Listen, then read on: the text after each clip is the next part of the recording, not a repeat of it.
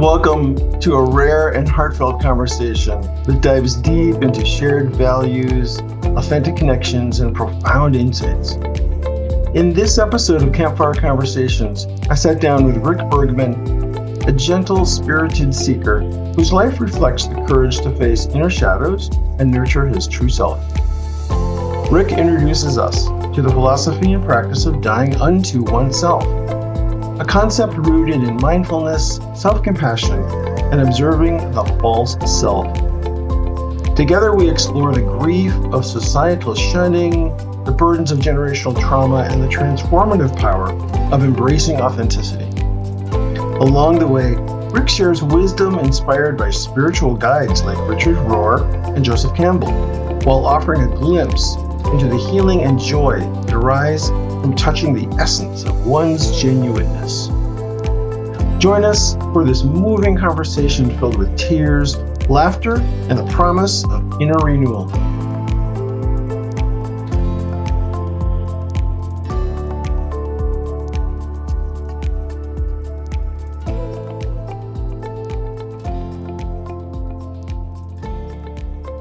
Oh, yeah. It's exciting. It is exciting. And, it is. Yeah. I'll meet you there. I'm waking up too. I hope you slept well.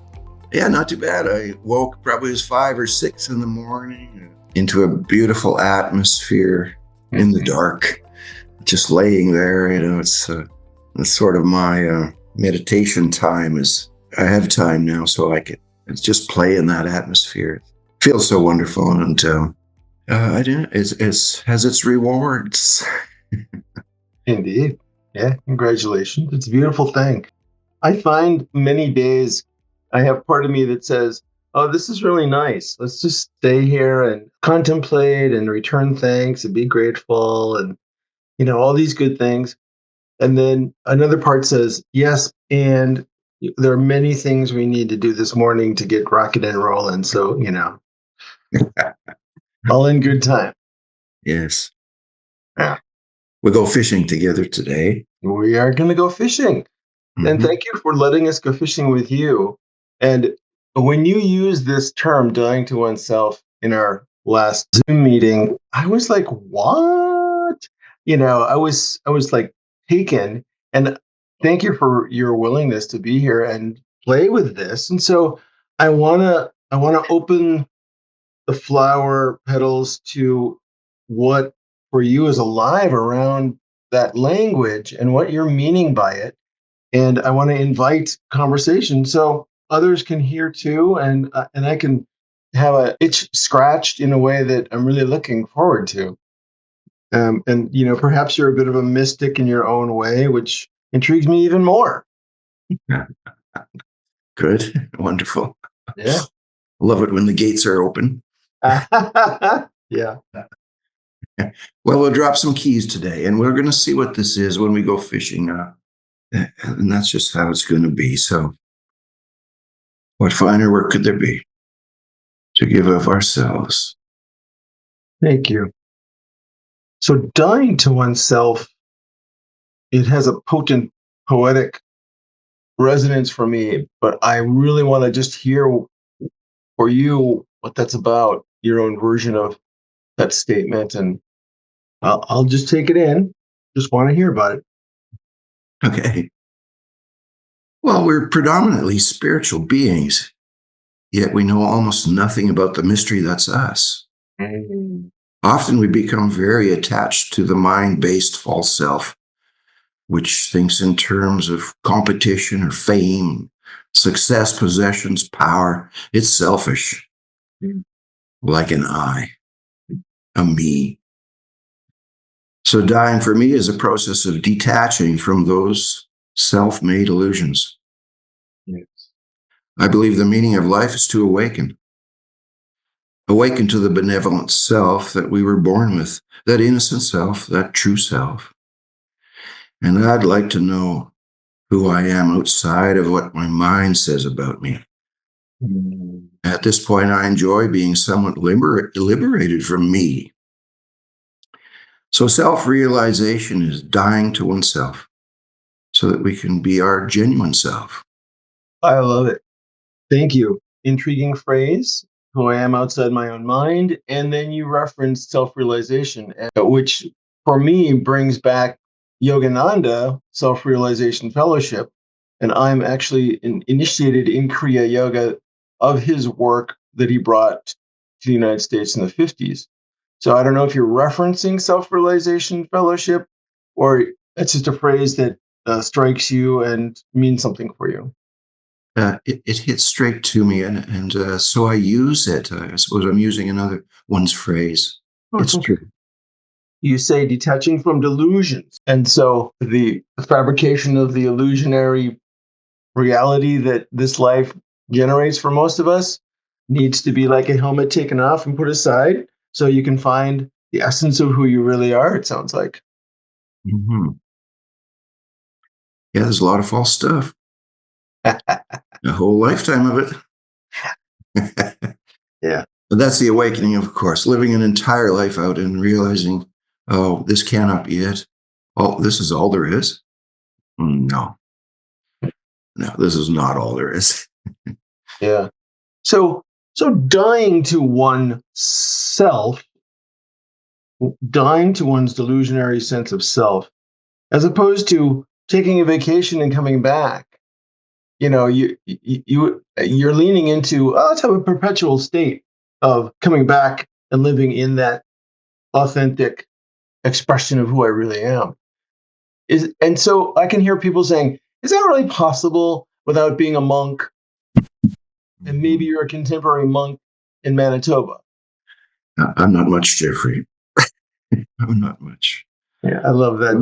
But knowing how to operate is half the battle in this Yeah. process of self-awareness. Mhm. It's a road less traveled, and Socrates has said the unexamined life isn't worth living. Yes. So I began to monitor my behavior as I operated at home with my family, Mhm. start there, then out in society, at play, at work. I incorporate daily meditation into my inner work practices so I get to know my genuine within as compared to my mind-based behavior. Mhm. Yeah, there's no quick fix. Nobody ever really arrives. These days, I'm focusing on my shadow work, witnessing triggers that are based on my historical junk. Yeah. So I'm not going into reactivity mode. It's a lot of accepting what is within this thing called self-awareness. Hmm. Thank you. And I love how you gracefully went to, how the heck do we do that practice that you're talking about? The mindful awareness, attentiveness to one's triggers, watching oneself with family and through the day. So thank you for that. And it does sound like a very mindful, observing, detached awareness. Yes. Yeah, we can't just say, I can't just say to myself, oh, I'm going to meditate for a little bit and my whole day will be wonderful. It's rather a 24 hour, it's not 24 hours, it's my waking hours Yeah, right. that are spent at this. And in that, I have some self control, but at night, of course, everything's unleashed in the dreams. Yeah. But yes, it seems to be really just a day of play. And do you watch your dreams and record them and work with them? It's been a while since I've had something that I can write down. Mm. But in years gone by, I mean, I've played at this awakening for, let's say, 15 years. There's been a lot of times where there's been dreams that are worthy to bring home. Often I have this out in the wilderness, in the tent, and I bring those back to therapy. I have a therapist that works with me, is kind enough to be with me, and we work through those things. Mm. They're very mystical. They are mystery. Mhm. But I think for myself, that beats all of my historical conservatism is moving into mystery. That's just a wide open field. Mhm.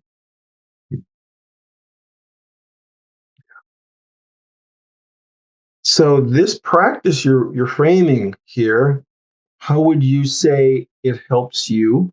I was going to ask the question, why would you want to do this? But earlier you said, I want to simply be my true authentic self as much and often as I can. And I think that may be your answer, but I want to check with you. Well, it is a part of it, but I experienced generational trauma from my ancestors. They've projected their unhealed conditioning down onto me. Okay. I was a beaten child. My parents didn't like me. Their sadness manifested as anger, and I was displaying that similar bad behavior out there. I needed a new way. Yeah. I no longer wanted to pass my pain onto my loved ones. That's too unconscious. Yeah. So I accepted my task. Yeah. Hospice workers describe folks that have awakened to their genuine, benevolent selves and lived heaven on earth for many years before their physical deaths. And contrarily, the unawakened often face their dying to their false selves only weeks prior to physical death and wail, why didn't anyone tell me about this years ago? I could have lived heaven on earth. Hey, who wants regrets? I want to learn from those that have gone before me. I'm sorry for any suffering you have with that process, and I admire your working it, and overcoming and transforming through it. So, have you experienced a little heaven on earth through your practice of dying to oneself? Oh, yes. Yes. I haven't arrived. I'm in the process. I'm really just Mm. a bit of a vessel here. But yes, operating in this manner is so wonderful. I think over the years, I've watched how less frequently I've been triggered. Let's just say in a period of a daytime. Mhm.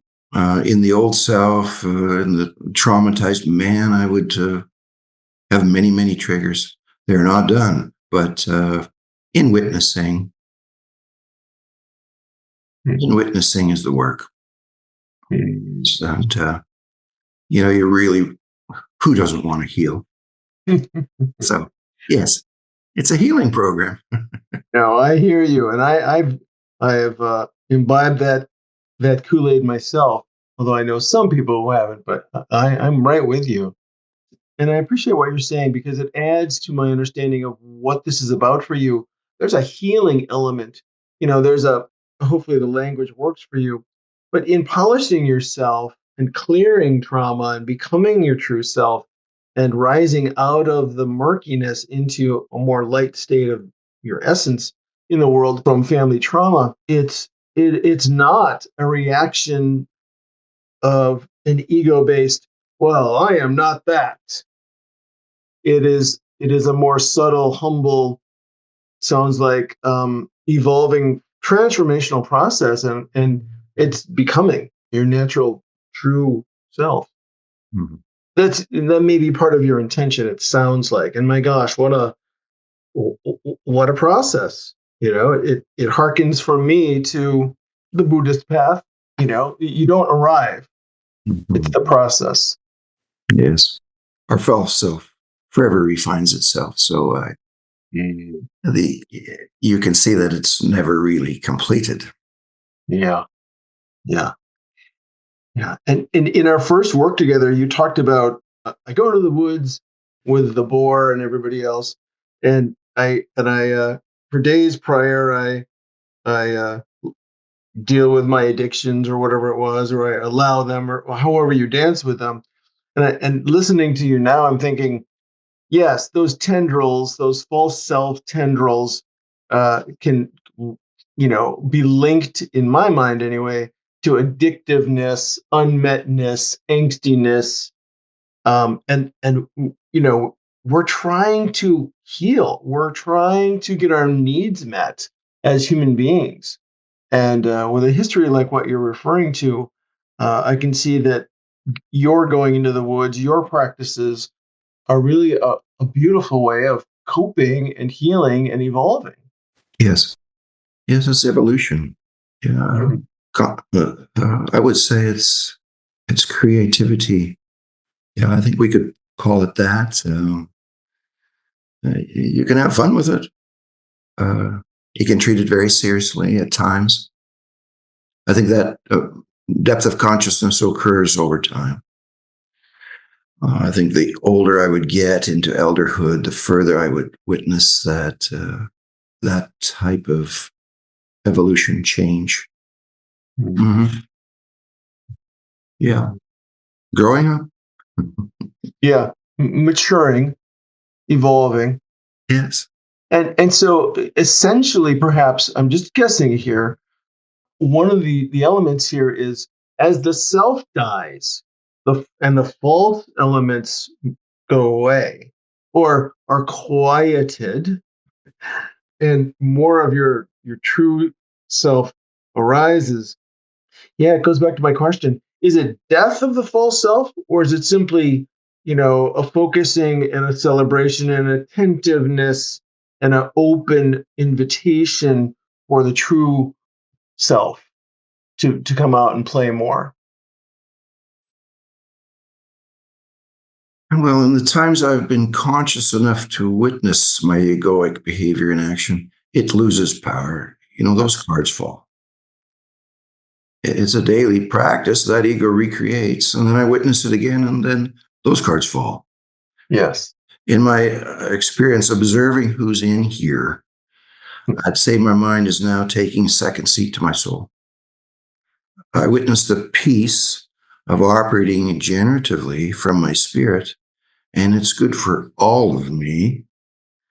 And my mind seems to agree now with that new way, and it gives in. And there's less civil war internally. My earlier practice, there would have been a lot of war.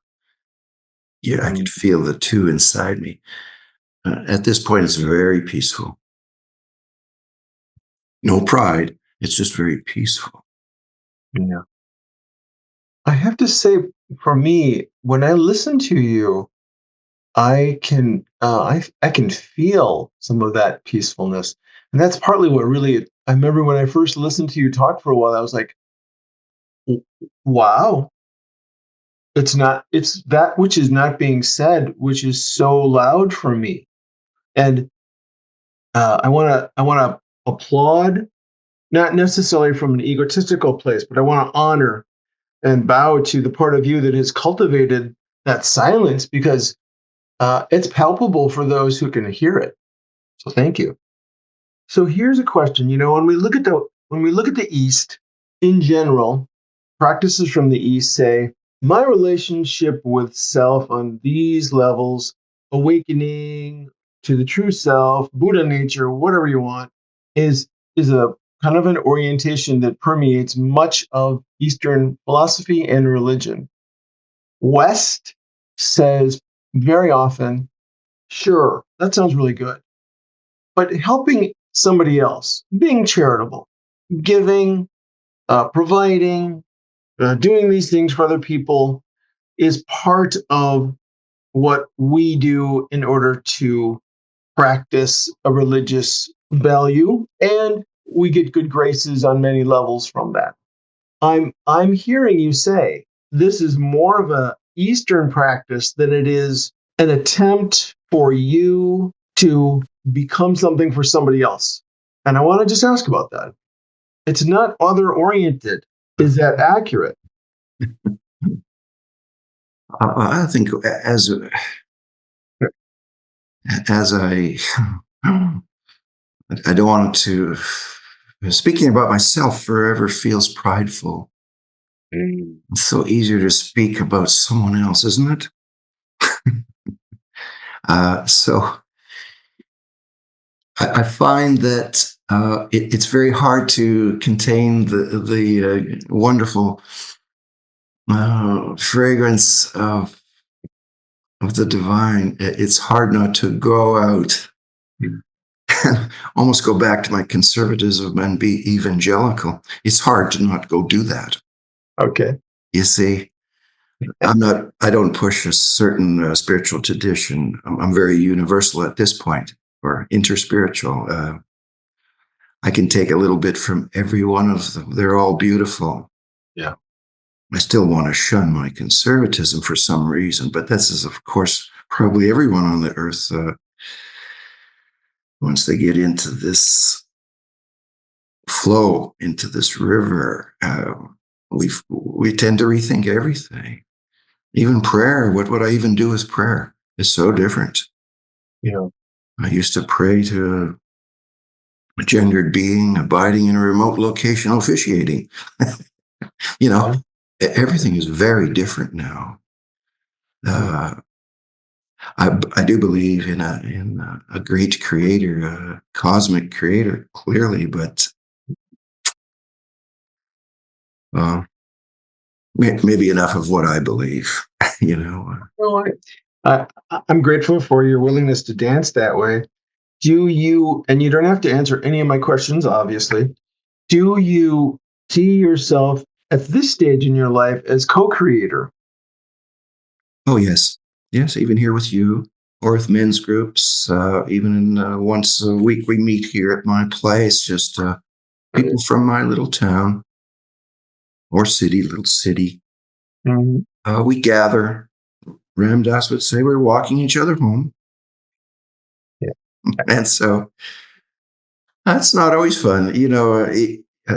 Death to our what we think we are is painful. It hurts. I've died to what feels like very real things, and it hurts to have those losses. Yes. So I'd say the work is painful and joyful. Some would say there's joy underneath that pain. I was stripped as Yeah. a volunteer in my little city. As one example, I lost friends and acquaintances, loss of good standing in the community, maybe church demotions, loss of business accounts. There's a price, being treated as an abuser. Uh, so these types of things hurt the personas that I built up over the years. Yes. They're a direct kick in the pants to my grand illusions of who I thought I was. So my illusions disintegrate. And more peace can come because of it. Theoretically. That's the result. Yeah. It's all a healing process. Yeah. I appreciate your reference of this is painful to attend to ego and the attachments, detangle, break them up in little pieces, and blow them away. And I don't know if you know the word avodah in Hebrew. No. It means joyous labor. And sometimes when I'm doing my grief work and making peace with that which is when it's really hard, I think, oh, this is avodah. There is some joyousness in this, but oh my God, is it labor? So I would like to know if someone talked about this work, or you read about this work, or you just naturally said, I think I need to do this. What is the origin story of how you became so engrossed in such an intensive personal practice? Well, I did hit rock bottom. I had a dark night of the soul, Mm-hmm. let's say those 15 years ago. And there was in that particular year, I would suggest at least 4 very heavy things came down and crushed me. Mm-hmm. So I laid in the bottom of that gutter deep, dark, cold, wet muck, you know. Those dark nights drop you into a liminal space that you're not in control of. You were really being abandoned or betrayed. Mm-hmm.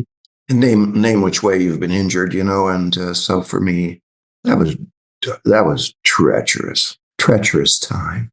But in those liminal spaces, that is the time of transformation. There's no question what's going to happen then. There's transformation, but it all the death ever was, if I look back on it, was a kick down to the egoic structures. Oh, I thought I was this. I thought I was that. I thought I carried this stature and I carried that position. And I did, from the false self standpoint. It's regrettable behavior. Regrettable at this point, at this age of my life. Mm-hmm. It doesn't go away, and you're still known for that in your community, whatever that means. I just don't want to stay there. Hey, I spent a lifetime searching externally. I think that's what that is. That ego grasping It's grasping for the meaning of life. But over time, only to find my inherent gold was within all the way along. This is waking. My gifts and creativity were there. It was impossible not to share, as you described earlier. You have to share. I just wonder whose ears are open to that. And in awareness, we naturally become balanced people. The obsessions fade, the extremes fade. Growing up, waking up, the external personal validation search fades, and that this self-realization heals it. It balances. It works nicely. I really can't speak for other people here. I'm talking about myself again. Which is what I'm interested in. So thank you. You are the vehicle of speaking a truth which is way beyond you and me. But I honor your attention to who you are in reference to the speaking. You are talking about, and you use the word one's inner gold, so to speak. And I love the metaphor there. And it reminds me of Robert Bly's version of Iron John, where the little boy finds the golden ball and the wild man helps him do it. There's quite a few stories like that, isn't there? Yeah. I recall Belden Lane often tells he has wonderful stories. He's the one of storytelling around the campfire, and he has those wonderful ones too. Often he has ones from the Jewish faith and many others. It's just he loves the indigenous stories that way as well. And we go back to that. That's what a generative leader is doing: speaking in the metaphor, thinking in the metaphor, leaving that wide open for the listener to just go wherever that thread's going to go. They just hang on and go. Yeah. Do you have a story in mind that speaks deeply to what we're discussing? Well, it would be Belden's.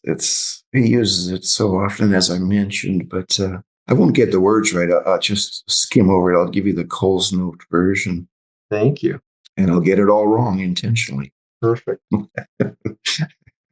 He speaks of this man in Europe who travels and searches externally for his gold, and he's told by someone that he could find it in a remote city. It'll be under a bridge, and he makes the journey by foot, I imagine, and digs up under this bridge and digs and digs. And for the life of me, I don't remember how that goes right now. But some wise one who's walking down the creek under the bridge says, "Why are you doing that? I mean, your gold has been at home. Why don't you go home and dig underneath your wood stove?" And he makes his trip all the way back to his house to dig around at home, and he finds his inner gold. There's a mixed up story for you, but no, thank you. I love that. And I've heard that told twice prior, and it's an Irish story with a guy who gives everything to a lot of people and has very little, but he has a dream, and there's a bridge. And at the base of the bridge, he's supposed to unearth this thing, whatever. And he barely makes it there. And it's a police officer that says, just curious, what are you doing? He said, well, I've had this dream and I'm supposed to be da-da-dee-da-da. And the guy says, why on earth would you listen to dreams? What a waste of time. Silence. And then the same officer says, I had a dream last night about a guy by the name of blank blank, who was the name of this gentleman. And his, in his house, he's got this thing and there's this gold and da-da-da. And the guy's like, thank you. And he makes it back and the same thing. So it's great. Thank you for that. The inner gold, right. Isn't it wonderful then that these other places around the earth, from Ireland to Europe to et cetera, we do the same thing. It's a lot of indigenous story would do that too, would take us inward, because I think humans around the globe are just grasping outwardly forever. It's almost the way the personas are built to grasp. I'll leave it at that.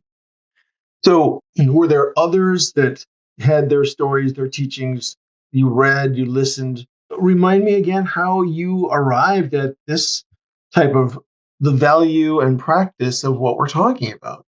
Years ago, in a church setting, we hired an associate pastor who was in the second half of life, and no one knew that because there was no awakened ones in that group. This was foreign, His counterintuitiveness was like oil and water to that conservatism. He was released in 3 years, but his influence created unstoppable transformation. It's the beauty of what one can do. After that man came a book by Richard Rohr, who was on the other side of the veil as well. And he freed me up from 20 years of flatlining in a congregational setting. And so at this point, I search for those second half of life people. They're generative for me. I hope that's not selfish. Who's to say? I'm curious what the book was that Roar had that helped you. I had one of my daughters and her husband lived in Hawaii. I'm from Canada, right? They lived in Hawaii for 5 years. And the Hawaiian indigenous just massaged those people into a loving way. So my kids were really treated beautifully by the mystery of the Hawaiian faith or faiths. And there they were moving around a Richard Rohr book. It worked in their setting. And so that book got mailed to me here in Manitoba, Canada. And my wife and I grabbed onto that thing, and it was such a wonderful thing. He's a wonderful crossover guy to free us up of those ankle chains that we speak of. It was great. He developed a lot of the basic rites of passages that we work with in Illumin, Yes, he did. And I find the Illumin groups are terrific therapy. We sit with our histories. We write them out. We speak them over and over. That's the therapy. It is. Until there's hardly a tear left. I've talked to guys just the other day who mentioned to me he had been at 10 rites of passages as an elder. Imagine how much has been dissolved after that period of time. I don't want to tell more of that kind of a story. It's his, but I understand. Yeah. There's others, of course. I love reading. There's wonderful authors that have been teachers to me.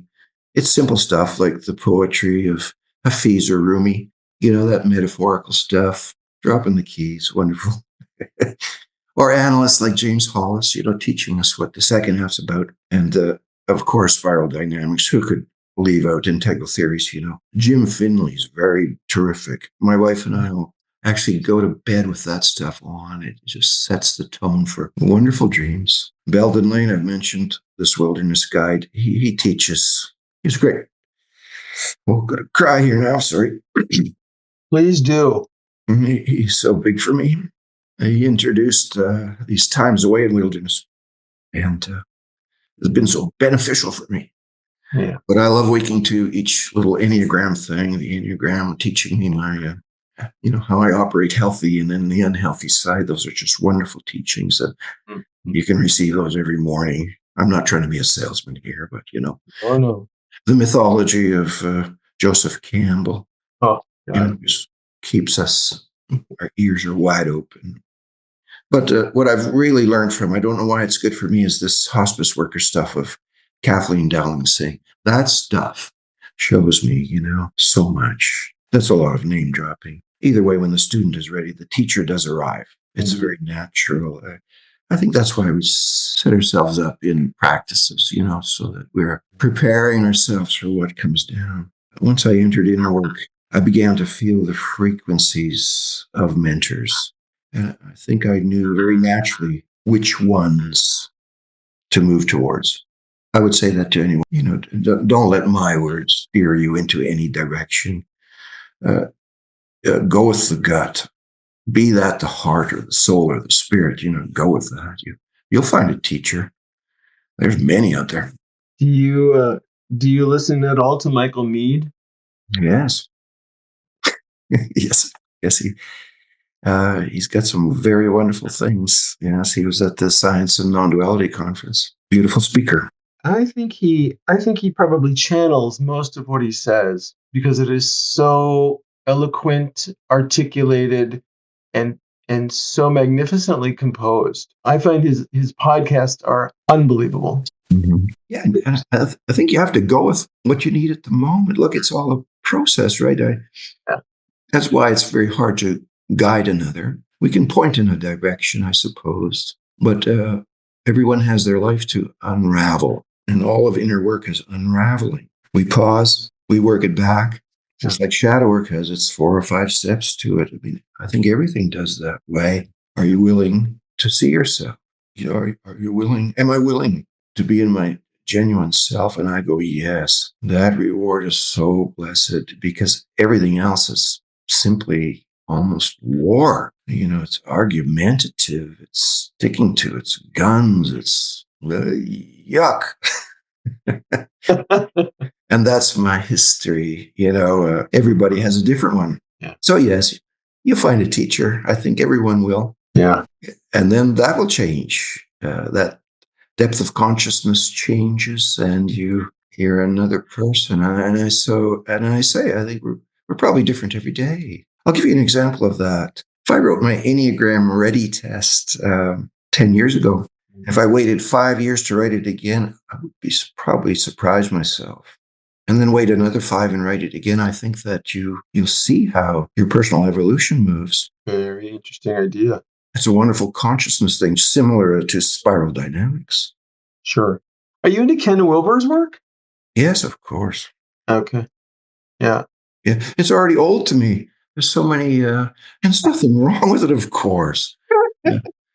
Look at all the analysts that are born after that. There's so much to hook on to, all that. Yeah. It's almost, yes, a genuine thought. How do we say? Original material. These authors pass through these gates in their years, and at the end of their life, they write these books, and you go, oh, what goldenness for us. Yes. Thank you for walking on those trails. Absolutely. I still want to know the name of the Richard Rohr book that captured you. Was it Falling Upwards? Any one of them should be picked out. He'd probably be happy if I said that right now as he listens in. Yeah. Right. Okay. I think that they're all beauty, and I won't say that they're at all repetitious, but Richard's movement through his life and his movement to soul is so witnessable that I think you could grab any one of them from small to large and have a great benefit when the student is ready, that is. Very, very fair. So when I think about, if someone who 3 weeks from now hears this conversation and says, sign me up, where do I begin? If I look around and Rick's not in the room, I might say, well, theoretically, given what I've heard, the present moment is the invitation. There are some guides, some of these authors, writers, but invite yourself to courageously move toward genuineness and observe that which is not genuine as a beginning practice. Is that fair? Mm-hmm. Yes. I think our souls eagerly await our awakening. With great intent, yet our minds constantly distract.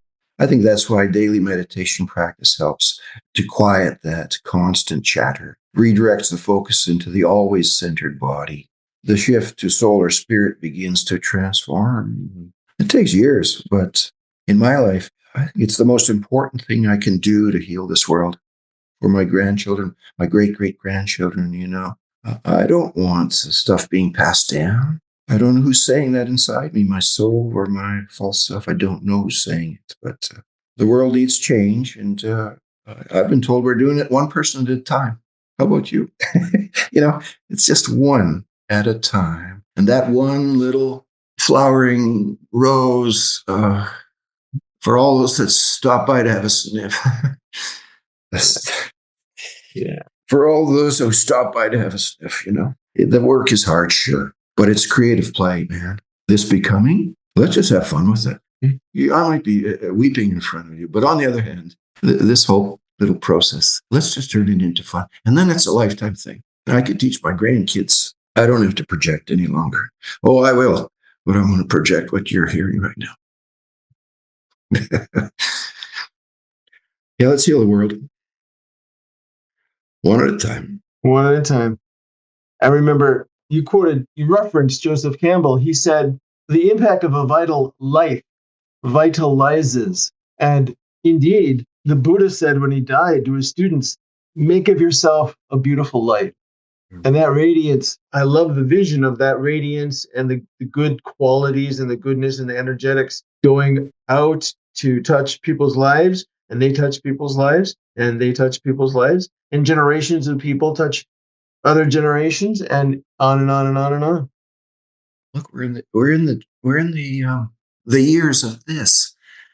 Think about my parents as they came across, or the grandparents as they came across the ocean from war-torn Europe to live in freedom. We're just carrying on the freedom, you know. It's the process. It's more and more consciousness. We're passing it along.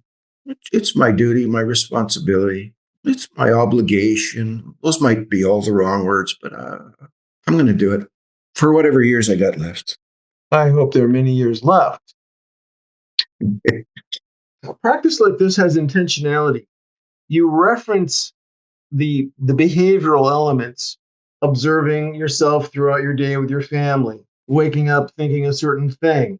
Are there rituals that go with that intentionality? So if I'm a video camera in your house looking down, seeing your practice, Yes. is it all internal? What do I see? Any Well, rituals? I don't know because I'm living it. Sure. Yeah. And so even after today, I would say to you, Jeffrey, me and you, we're done with our talk today. Let's just suggest and what happens now. And for me, I've always said, for every hour of wholesome behavior, I got a dozen books, let's say from Roar. And I'm not so sure that we spoke of love here. We've dropped the keys to the unruly prisoners. So even now, the example is, what will the shadow work be? So I will go now and I will witness it until bedtime. And so that is inner work. Yes. It's coming. What will it look like in your life? Will you witness? Will you recognize it? Will I recognize it? It's inevitable. So what ceremony and ritual will we use? So I'm going to go watch a comedy, and then I'm going to put on some Beatles music.